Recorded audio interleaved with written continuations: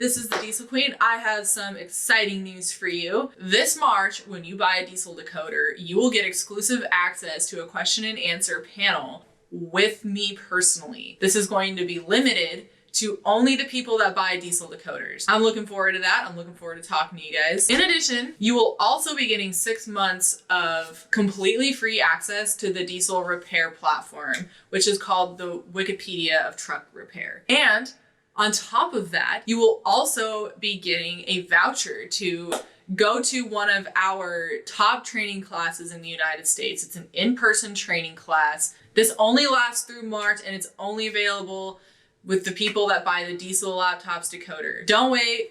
Sign up for it if you've been waiting on buying it or waiting to figure out if you want it or not. March is the month to get it.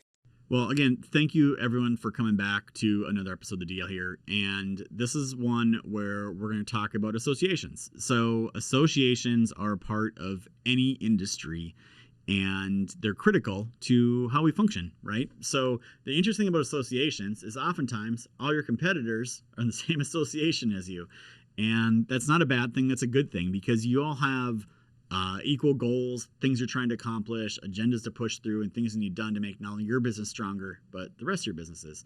So in this episode, we have Edward Kuo on here. He is the executive in charge at CVSN, where Diesel Laptops is a member of. So we talk about his association, what it does, how we're helping people, right to repair, new technology coming through, all interesting things with one of the leaders at one of these organizations.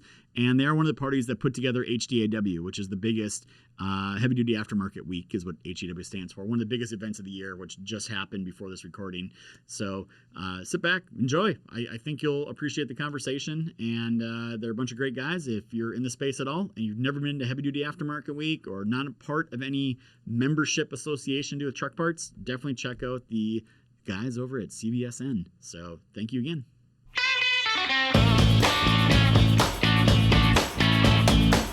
Welcome everyone back to another episode of the DL. I am your host, Tyler Robertson, and this episode's fitting. I'm fresh back from HDAW. We just had that recently, and we're going to talk about HDAW. We're going to talk about parts and the association, one of them behind the scenes that makes all that happen. So Edward Kuo, welcome to the DL, and I appreciate coming on and spending a little time with me here this morning. It's great to be here, and I appreciate everything you and the DL offer for HDAW and our attendees. So before we get into CVSN, I always like to ask guests this, like, how did you get involved in the heavy duty space, right? Because I always say people never like grow up saying, I want to work in the heavy duty truck parts area, right? Or the heavy duty industry. So how did you land here? Oh, that's an interesting one. I graduated college with a marketing degree, so I'm marketing by schooling. I became a technology guy because in my first marketing job, someone said, we need a website. Let's give it to the young guy. And I wound up being the young guy, so I became a technology guy by age. And then one of my first or second job, I actually used to work for the Automotive Service Industry Association called Asia. And as a side note, it's one of my favorite things when I was working there, I used to introduce myself as, hi, I'm Edward from Asia. And people will just look at me like, not sure how to answer that question. But anyway, when I was at Asia, they put me in charge of their Asia Heavy Duty Group, or the HDDA group back then. And so I ran that. So just by happen chance, I got involved with a phenomenal group of board members and companies.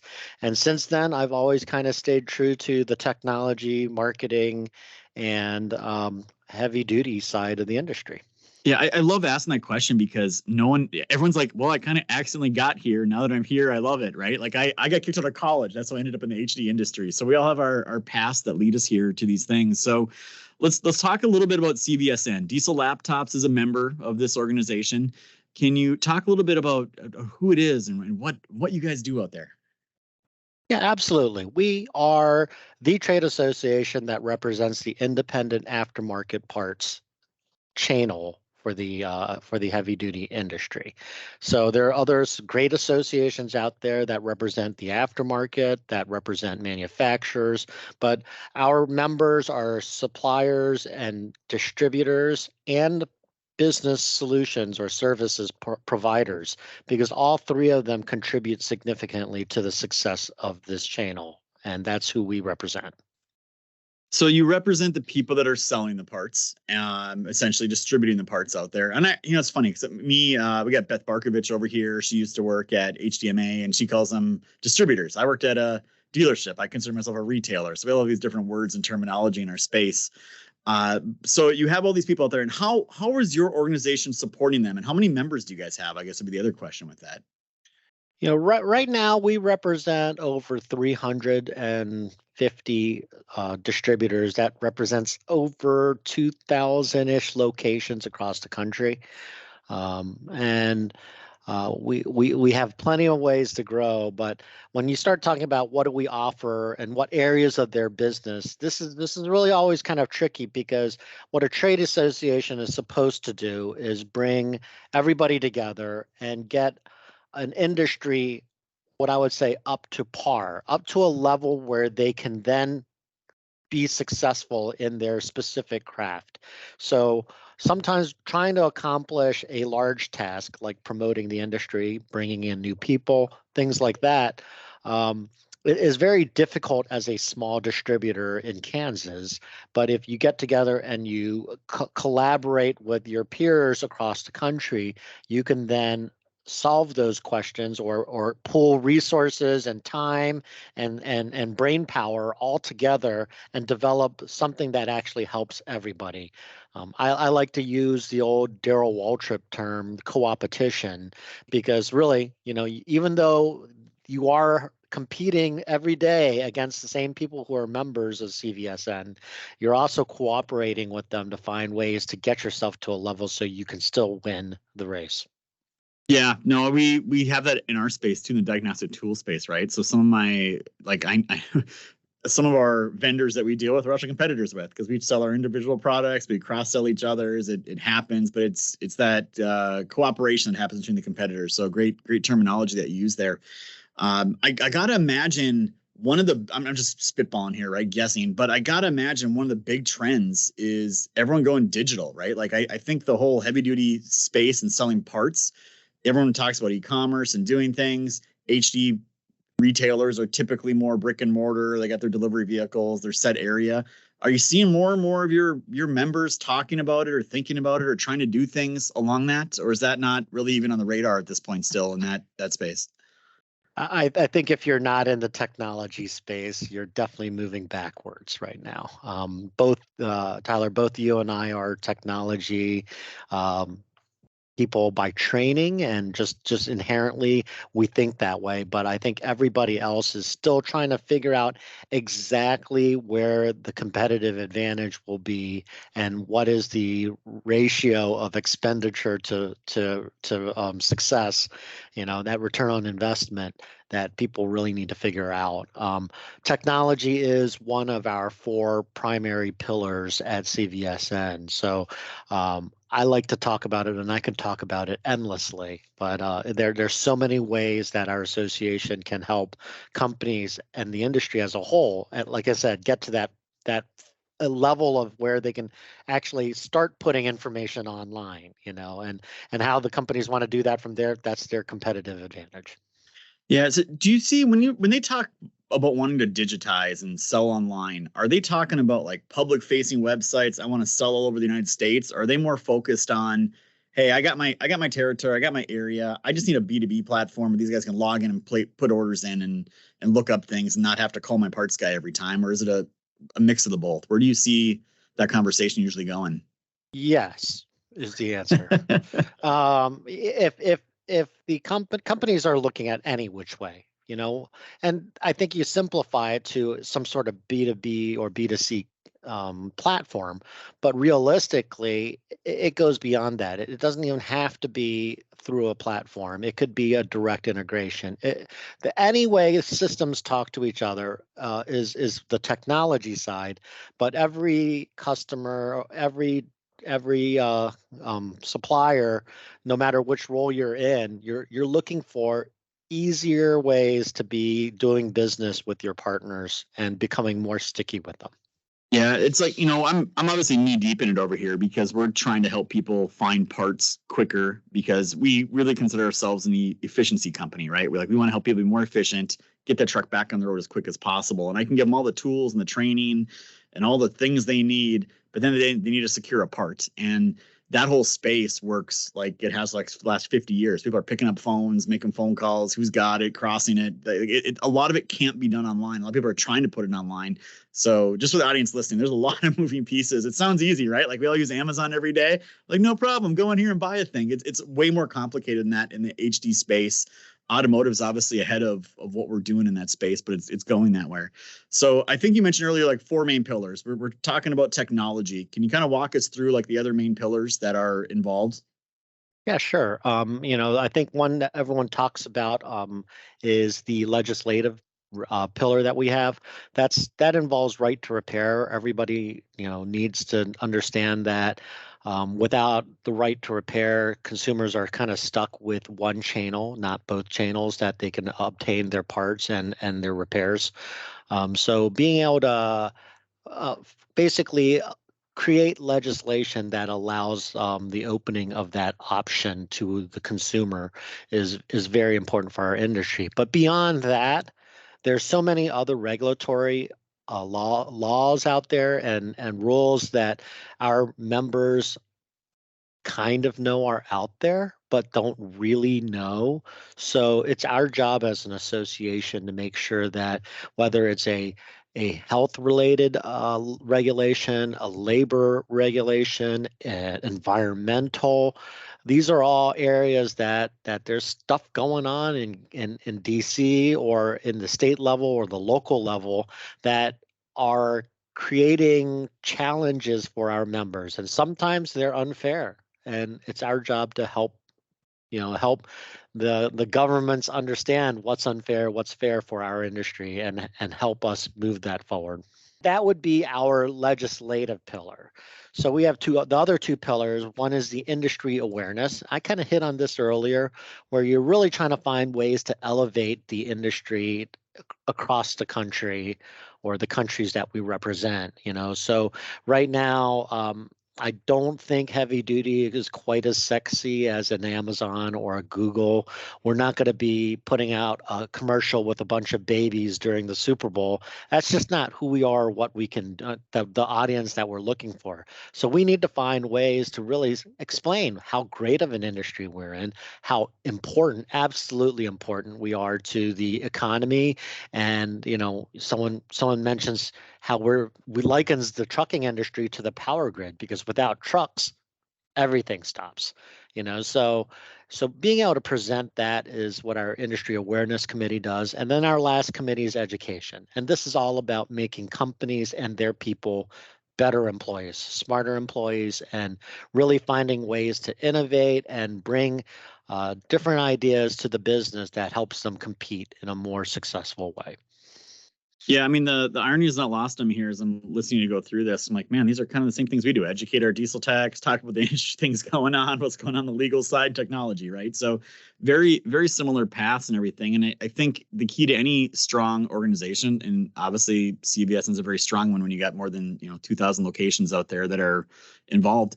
How do you communicate to your members? Like, how does that work? Like, I know there's the trade shows. What else are you guys doing out there, and what trade shows are you guys doing? Yeah, we have 3.5 events. So for everybody who just came back from Dallas, we have our HDAW event. Everyone knows that's a trade show, talks about product, selling and buying that product. So our audience there is really specifically on people who deal with the product and lead the companies that actually get them out to the consumer. So that's our HDAW. We look forward to having that every January. The second event that we put on is our Executive Summit. That's going to take place in June in Boston this year. And this is focused on executives. It could be the owner and his leadership team of a distributor. It could be VPs at level and above at the supplier level. It could be you. I expect to see you there, in Boston. So, but this is the opportunity for people at that top level of an organization to talk strategy, to talk about what works, what doesn't work, to really bring new ideas to their peers. Because when you start talking to an executive, they have people they work with, but ultimately, when they have a problem and they need someone to turn to, they don't really have that many peers in their organization. So they need to be able to have the right people who understand the same problems, and this gives them as many opportunities to bounce ideas, to introduce themselves, to basically create that network of ideas that will help their businesses collectively grow. So that's our executive summit in Boston. And the third event is our distributor training expo in July. And that event basically brings 200 distributor counter people, salespeople, to one location. This year it's in Atlanta over a weekend to be trained by over 30 different suppliers, and even business services providers, basically talking about product. It's all about product training. I don't like sales guys there because they start selling and this is not their audience. I don't want executives there because sometimes they really don't care about the changes in the technology that much because it's not at that level. This is all about the product and really getting it trained, and it's a great opportunity. That one sells out very quickly every year. So those are our three primary events, and our fourth event, as we continue to grow our work in the different pillars, we've been forming volunteer committees and work groups on specific issues. And hopefully at HDAW next year, we'll have an opportunity to bring them all together for a focus on HD leadership committee type of day where we can have our meetings and actually get to know each other. Again, it's all about the peer-to-peer networking and establishing those relationships. Yeah, I mean, I think you hit the key there at the end of that, right? Like relationships really are key in this space. And it's actually amazing how small this space really is. And especially as people bounce from company to company, you really get to know everyone and what's going on in all the different organizations and everything. So we both just came back from HDAW. I got to ask, how did it go for you guys? Was it good energy there at the booth? Good energy at the show, the meetings? How did it roll out for you? Oh, it's always a great show. This year we had record attendance, most number of distributors there. That's as the show goes. From our organization specifically, we've been going through some changes, and being able to talk to our members and really get them to understand our long-term vision is really critical. So we had a great turnout, and I wish every week were like HDAW, but then I'd pretty much be exhausted all the time. So maybe I don't quite wish that. I'll tell you what, that HDAW trip, it goes by so quick. I feel like I land and I'm taking right back off again. It's just like meeting after meeting and trade flows and dinner. Like it goes so quick there. And I thought the other interesting next year was, as I was walking around, a lot of new vendors. And I know a lot of that I think was coming from like the ADS group, kind of more that medium duty, light duty diesel kind of coming up into it, which surprised me, but I learned a lot at that show. Is that where a lot of the new ones are coming from? You mentioned it was record attendance. Yeah, actually, in terms of the suppliers, we do want to focus on keeping the group to a certain segment of the industry. So, I mean, we do see a significant growth, but it's across the board. A lot of the growth was because COVID kind of prevented a number of people from getting together. This year, the distributor level is high. We expect next year the number of manufacturers to kind of follow suit and start taking up. We don't have a whole ton of extra space in that show area, so we're just always trying to find ways to bring on the right people and fill out the whole room to make it as great of a week as possible. Well, I will agree with that. I didn't see a lot of empty booths or extra square footage in there for a lot more going on. So I don't know if you guys ever outgrow the Gaylord.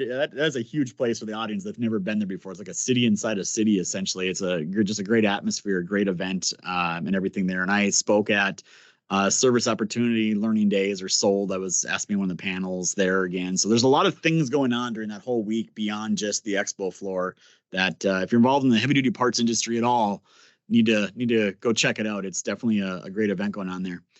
And I guess like to talk a little bit about the future, right? Because it seems like there's this wave, right? We got electrification, we have right to repair, new legislation just got introduced into the Congress last week. We have robots driving trucks and companies going public with Too Simple last year. It feels like there's a wave of technology change, and you're a technology guy. What are you seeing? Maybe some of the big things or immediate things that you see in front of everyone that they need to start thinking about if they're involved in this heavy duty part space. When you start talking to our members, the number one issue that people seem to struggle with this past year is recruiting and retaining employees. So, finding ways to promote the industry, that's one of the near future challenges. Actually, right to repair, we've been talking about it for, I don't know how long, 15 years or whatever. But this, if you were at HDAW, you would know this because there's a great session on it. But this next 2 years, because of the way the Congress is kind of in a gridlock situation, this is actually an opportunity for them to kind of look at those bills that would be considered more bipartisan. And as a result, there's a lot more attention. In fact, a recent bill was just introduced this last week about right to repair, and it was two Democrats and 2 Republicans who sponsored the bill. So maybe this is the time to really get involved. Now, here's the kicker. We have organizations out there not only in our space but across multiple verticals that right to repair is important. So if you want the heavy duty side of this to be represented, we need to have the heavy duty companies involved. So those are a couple of the big technology is ongoing. So is education. There's always new innovative ways of bringing benefit to the organization. But ultimately, the way I like to put it is our number one competitor right now, CVSN, that we face at CVSN is probably Google, because everybody thinks they can go out onto Google and get their questions answered. And guess what? They can. But how is good is that quality of that information? I mean, if I wanna go and replace my shower head, I can see 50 different ways. But what's the best way for me? And it really comes down to finding that peer-to-peer network and really learning from other people who are your friends, but also your competitors, and getting to a point where if you ever have an issue, you can pick up that phone and get an answer. Yeah, I think you're right. Talking about the competitors, right? Like everyone thinks they can go on Google and they're an expert on something instantly, right? Now you got Chat GPT. That's obviously everyone talking about it. I feel like every third post on LinkedIn is about Chat GPT something or Midjourney creating some AI thing. But it's really interesting trying to tell people like, well, look, that thing just knows what's out in the public and what's knowledgeable. Like there's so much in our space because of right to repair that's been hidden behind paywalls or behind corporate, firewalls, essentially, that we can't get access to and we can't do things. And it ends up making life really difficult for everybody. So I think we all know what we want, right? We all want the users, people and users, to be able to look up stuff as easily as possible, tap buttons or do whatever easily and have the thing show up. Like we all want to get there. It just takes everything you're talking about, right? Legislation, the technology, the education, the industry awareness. It's all these things. And that's been the interesting thing too with like the right to repair is, I've had US PERG on here. I've had the ACA guys. I've had the MEMA guys. Like there's finally, like you said, maybe gridlock is good for something, right? They're looking for something. These politicians have to pass some laws and do something together. And I think right to repair is actually one of those ones where everyone can look at it and know, yeah, people really do want their ability to fix their own things. And as you said earlier, it's not just commercial trucks, it's cell phones, it's washers and dryers, it's automobiles, it's farm tractors. John Deere's obviously in the heat on it all the time. But I think that wave is building and building and building. And it seems like every year it gets a little bit further along. That political football gets a little bit moved a little bit closer to the end zone. Do you think, in your opinion, you've been involved? Do you think anything will happen this year with Congress? Is it a hopeful thing? Is it looking likely? Where do you see it? I was very pleasantly surprised when I saw that legislation introduced. I guess having been around it for long enough, you start getting beat down and thinking, hey, it's just never going to happen, or maybe it's not going to move as quickly as we want. But I mean, legislation is a funny thing sometimes, and having seen what I've seen so far, absolutely, this is as best of an opportunity as we've had. We want to get our membership motivated, and we want to help them host representatives and legislators in their shops and in their businesses, just getting that dialogue. And we want to be able to help equip our members when they have those dialogues, what they need to be saying and how they should be presenting it, because there's just so much that's going on. Everybody has a limited amount of bandwidth, but just devoting a little bit of our bandwidth every day to kind of pushing those big picture items to a bunch of represented elected officials who have so much going on too. That little bit of bandwidth actually helps, and we need to make sure we get everyone involved. It really does. If I learned anything about a lot of this political stuff, right, it's the squeaky wheel gets the greasier, and the more people are sending those emails, letters, phone calls, doing whatever they can do to help and keep talking about it, all helps drive it further. And as Edward's saying here, I've never seen it closer either. Like, I know they introduced some stuff last year in Congress that kind of went nowhere. This one seems to have there's a different buzz in the air about this one. Like you said, the bipartisan support, the people are asking for it. You kind of put those two things together, and I think there's a good recipe for things going on here. So Edward, CVSN, are you guys looking for new members, or they want to learn more about you? Where do people go, or how do they find you? Yeah, CVSN.org is always the best place to start. We are actually getting close to launching a new website, but we, absolutely, we need to have more involved people. We have great ideas and projects that are on the plate, and we think that this year is going to be not just a little different; it's going to be totally dynamic. It is going to be fantastic, and there's so much going on that we can't wait to keep moving this group forward. Well, sounds like a lot of exciting stuff going on. I can tell you, we're in our 8th year of business. I've never been more excited about my business, the potential, the opportunities that are out there. I think anyone that's in this space has to just look forward. There's so much opportunity out there for all of us, no matter for manufacturer, retailer, supporting industries. A lot of ground to be covered and a lot of things to do. So again, Edward, thank you for coming on the show. We're going to wrap this one up for everybody. Remember, it's not just diagnostics, it's diagnostics done right. And be involved in associations. Get involved with your politicians. Push forward the things that you care about and impact your life. Thank you for watching. Thank you for listening. Like, subscribe, share. We appreciate it all. And we will see you next time.